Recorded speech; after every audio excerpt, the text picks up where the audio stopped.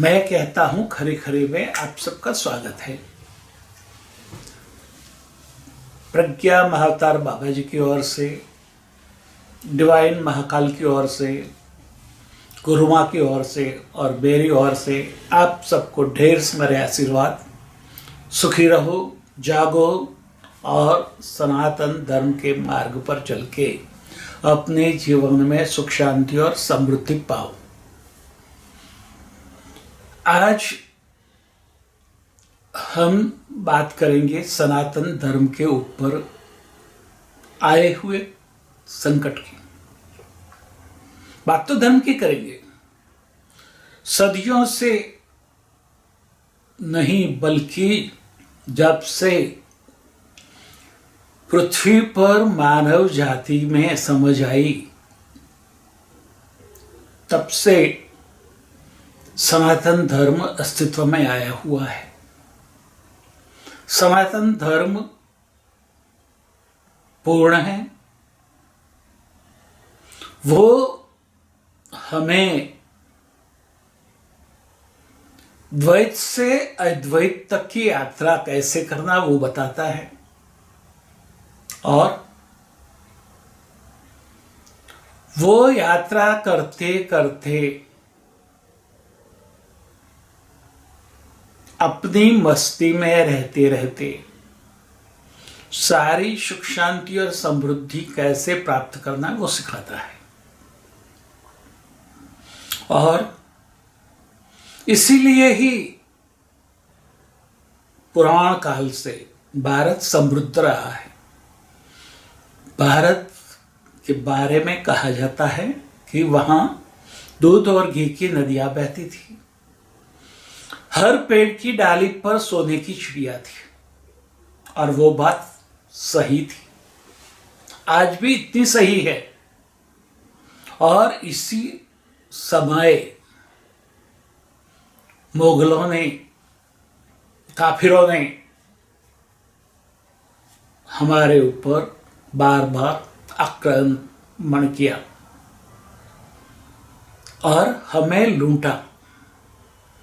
वो लूटते गए, हम फिर से अपने आप को बनाते गए। हमने अपनी सहिष्णुता छोड़ी नहीं। इतनी बार आक्रमण हुआ, वो यदि हम देखें तो दुनिया का कोई भी देश खत्म हो जाए, मगर फिर भी भारत फिनिक्स पक्षी की तरह पुनः समृद्ध हो जाता है और अपनी समृद्धि को अपने इष्ट देव को अर्पण करता है, क्योंकि उसने वो दी है। तो हमारे पास जो ज्यादा है वो हम अपने इष्ट को अर्पण करते हैं और फिर अपने जीवन में उसका आभार मानते हुए आगे बढ़ते हैं। बार बार आक्रमण हुए, बार बार हीरे मोती माणिक पन्ना सोना सब मुगल आके लूट के चले गए। उन्होंने तो वो पैसे कैसे खर्च किए कि वो गरीब के गरीब ही रहे, क्योंकि वो उनकी मेहनत के पैसे नहीं थे। मगर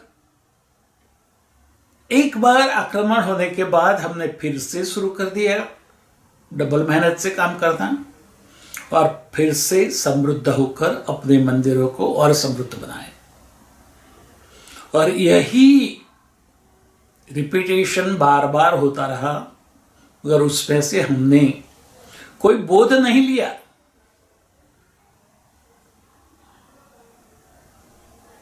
कर्म का सिद्धांत मान के उसको स्वीकार कर लिया और खुद काम में लग गए। ये हमारी विशिष्टता है वो हम जानते नहीं हैं। उस समय आज तक मुगलों ने और अंग्रेजों ने आक्रमण किया, मगर अब पूरा विश्व हमारे पर आक्रमण करने के लिए तैयार है। क्यों? कि हम फिर से इतने समृद्ध हो गए हैं कि किसी ने कल्पना भी नहीं की थी कि भारत इतना समृद्ध हो जाएगा। और ये भारत पुनः समृद्ध हुआ, उसमें महाकाल की बहुत बड़ी कृपा है, उसके आशीर्वाद है। क्योंकि आज तक महाकाल सिर्फ भारत के बारे में सोचता था, मगर अभी उसने पूरे विश्व के बारे में सोच लिया है और पूरे विश्व को बदलने की तैयारी कर ली है।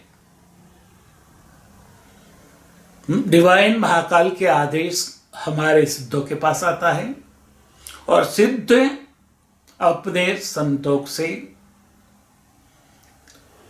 उनके लाडले भक्तों तक जो ये बात समझ सकते हैं उसके पास पहुंचाते हैं। तो मैं आप सबको एक ही बात कहना चाहता हूं कि सिर्फ महाकाल के भरोसे अपने आप को मत छोड़ो। महाकाल को भी काम करने के लिए इंस्ट्रूमेंट चाहिए, मीडियम चाहिए, माध्यम चाहिए, उनके गण चाहिए। तो आप उनके गण बन जाओ। हम कई समय से ये देख रहे हैं परिवर्तन हो रहा है। परिवर्तन में बाधाएं आ रही हैं, मगर फिर भी आगे बढ़ना रुकता नहीं है। क्यों? क्योंकि महाकाल की इच्छा है। मोदी जी और भारतीय जनता पार्टी को सब कौमवादी कहते हैं। वो क्या है? वो तो उससे भी गए हुए घटिए हैं। कांग्रेस ने देश को गुमराह किया है, लूटा है और झूठ के माध्यम से आजादी दिलाने का जस वो ले लेना चाहता है। मगर आजादी हमें कांग्रेस के आंदोलनों से नहीं मिली थी। आजादी तो मिली थी हमें नेताजी के आलेख से, संकल्प से। उसके साथ जुड़े अरबिंदो, श्री राम शर्मा जी, विवेकानंद जी, रामकृष्ण परमहंस जी, रमन महर्षि जी, ऐसे कई संत आजादी के लिए चुपचाप गुमनामी में रहते हुए काम करते रहे। उनको हम याद भी नहीं करते। वो सही में आजादी के लड़वैये हैं, जिसका श्रेय उनको मिलना चाहिए, मगर वो सारा श्रेय कांग्रेस ले लेना चाहती है। हम बात कर रहे हैं सनातन धर्म की। कांग्रेस ने भी आजादी के बाद सनातन धर्म को खत्म करने के लिए हिंदू कोड बिल लाए और हमारे ऊपर कई नियंत्रण ला दे। हिंदुओं के सिवा बाकी सबको अपने धर्म के प्रचार का अधिकार है। इस देश में हिंदू को ही अपने धर्म प्रचार करने का अधिकार नहीं है।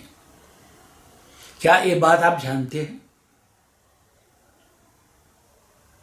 तो हमें सरकार से डिमांड करनी पड़ेगी कि भाई हमको भी ये अधिकार होना चाहिए, हमें भी हमारे धर्म का और हमारी संस्कृति का प्रचार और प्रसार करने का अधिकार होना चाहिए, वो हमें दो। हम कई फिरकों में, संप्रदायों में विभाजित हैं, मगर वो फिरके और संप्रदाय जुड़ के हमारा सनातन धर्म बनता है। तो सारे संप्रदायों के अधिपतियों को, मठाधीशों को, महामंडलेश्वरों को, मंडलेश्वरों को, महंतों को मैं विनती करता हूं कि आप आगे आओ। सनातन धर्म का सही जो सार है वो सनातन धर्मियों को दिखाओ, सिखाओ और पूरे विश्व में सनातन धर्म की महिमा का जय जयकार करवाओ। आप यदि चुपचाप बैठे रहोगे तो ये काम नहीं होगा। कई संत कहते हैं कि सनातन धर्म सनातन है, मगर उसको भी फैलाने के लिए किसी को माध्यम तो बनना पड़ेगा। वो संतों को मैं विनती करता हूं कि आप अपनी जिम्मेदारी निभाओ। सारे सनातनी आपको सर आंखों पर बैठाएंगे। आज जो भी कुछ हो रहा है उसके अंदर हम मुक्त प्रेक्षक बन के देख रहे हैं। आज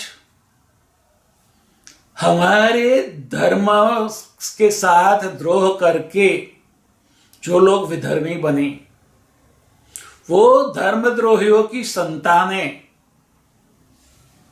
जिसके डीएनए में भी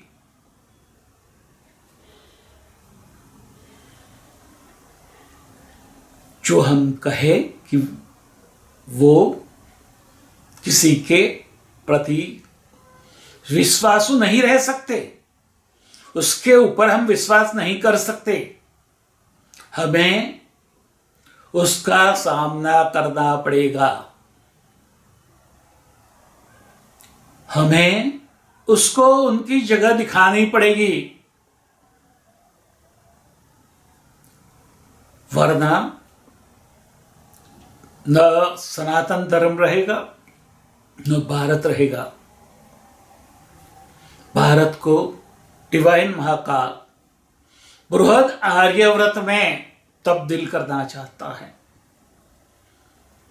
पुनर्स्थापित करना चाहता है। पर्शिया से कंबोडिया तक पूरा भारतवर्ष था और वही भारतवर्ष सनातन धर्म को फॉलो करता था।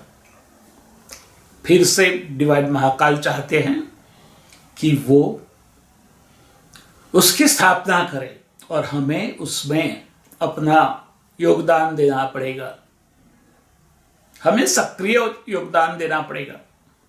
चाहो महाकाल की इच्छा का स्वीकार करो और उनके साथ काम करते लग जाओ।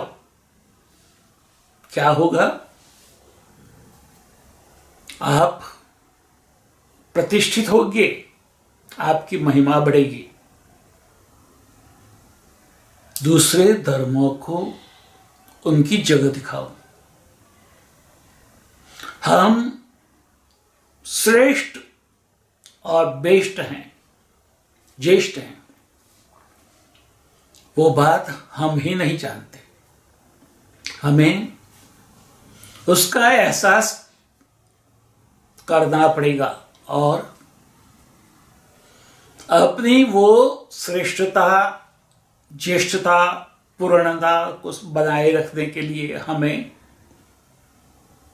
बाहर निकलना पड़ेगा। संकल्प करके हमें हथियार नहीं उठाने हैं, हमें अपने ही शक्ति को जागृत करना है।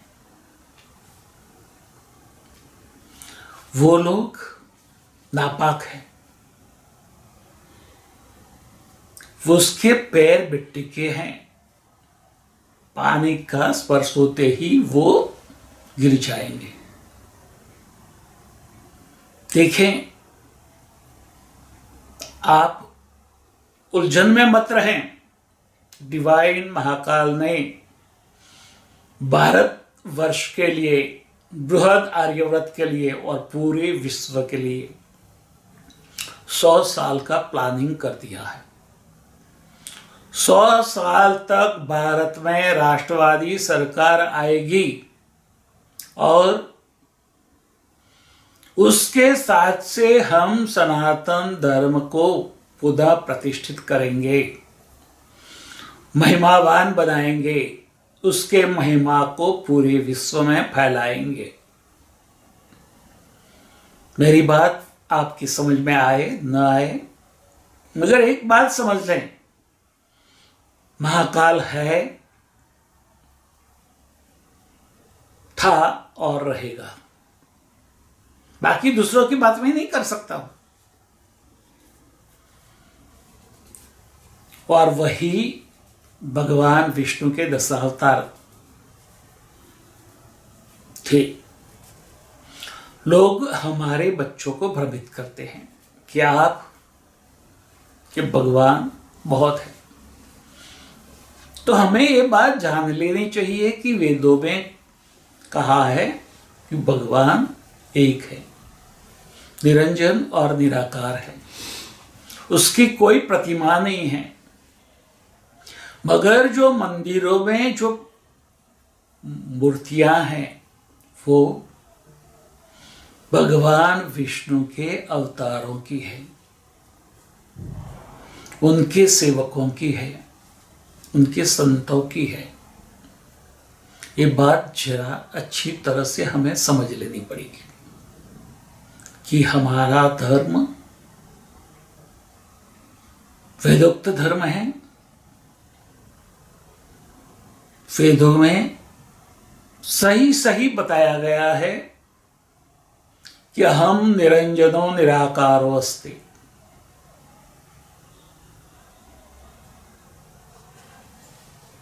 ये बात समझ लो। न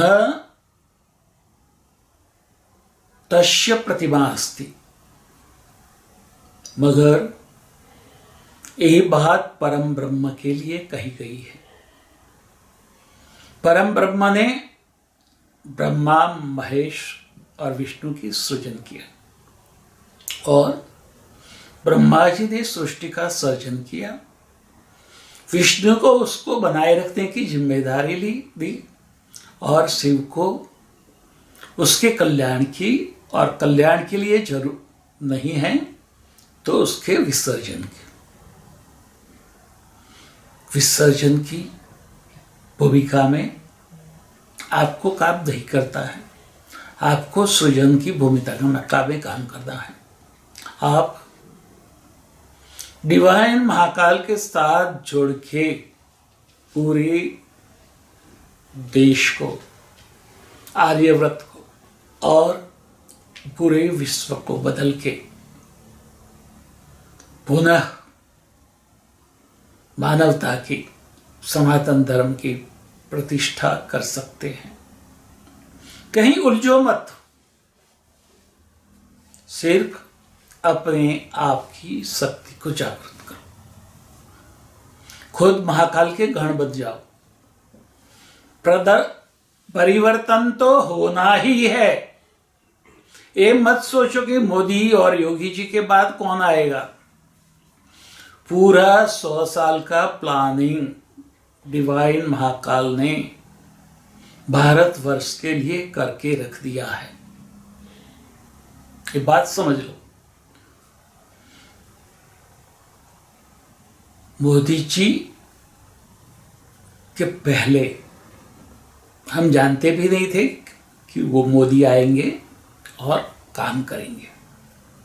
आज एक विपक्षों में रस्म हो गई है कि मोदी को गालियां दो। अरे आप मोदी को गालियां नहीं दे रहे हो, आप मोदी को भेजने वाले को गालियां दे रहे हो, और वो डिवाइन महाकाल है। डिवाइन महाकाल की कृपा मोदी और मोदी के साथियों के ऊपर है। ये बात आप कान खुल के सुन ले, उसको आप कभी भी नहीं हटा पाएंगे, और जितना हटाने का प्रयत्न करेंगे आप परेशान होंगे, और महाकाल की इच्छा और मजबूत होगी, मोदी जी और मजबूत होंगे। ये बात हमें समझकर महाकाल की इच्छा का स्वीकार करके उसको आगे ले जाने के लिए अपने आप को तैयार करना पड़ेगा। आज पूरा विश्व हमारी विरुद्ध में काम कर रहा है। कोई हमें मदद करने आता है तो ये मत समझो कि वो हमारा हमदर्द है, वो अपने स्वार्थ के लिए आ रहा है, वो उनका स्वार्थ सिद्ध करने के लिए आ रहा है। किसी की बातों में ना आओ, सिर्फ महाकाल की इच्छा को सुनो और आगे बढ़ो। कल सनातन धर्म की है, डिवाइन महाकाल की है, पूरे विश्व में सनातन धर्म की पताका फहराएगी, और वो सब में काम करने के लिए आपको महाकाल के गण बनना है। तथास्तु। स्वस्ति सिद्धम।